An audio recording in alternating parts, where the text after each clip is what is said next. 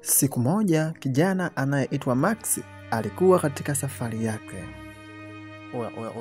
Ghafla akavamiwa na wanyang'anyi, wakampiga, wakamnyang'anya kila kitu na kisha kumuacha akiwa katika hali mbaya.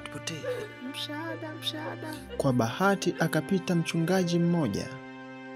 Akaangalia saa yake, akaondoka. Ningekusaidia na wahi kanisani. Shalom. Baadaye wakapita waumini wenzake. Tungekusaidia, lakini tunawahi kanisani. Msaada. Twende haraka, inaonekana hapa sio pazuri kabisa. Pole.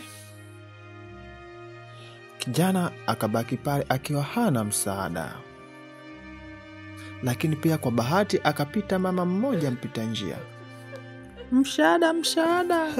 Siwezi, nawahi vikoba mie. Kuachwa na ndugu, majamaa na marafiki bila msaada ilimwongezea maumivu na kumfanya azidi kuwa na hali mbaya. Kwa bahati akapita dada mmoja mrembo sana. Alivaa na kusuka kwa mtindo wa kisasa. Na mimi sina muda huo. Nina appointment zangu nyingi tu. Hatimaye alitokea mfanyabiashara mmoja kutoka kijiji cha mbali.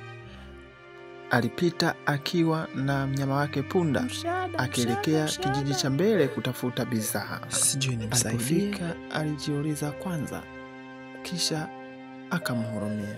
Watu wamekuwa wabaya sana. Baada ya huduma ya kwanza, akampandisha juu ya mnyama wake, akampeleka kwenye kituo cha afya, akawaomba wamhudumie, wamtibu na wampe huduma zote kwa gharama zake.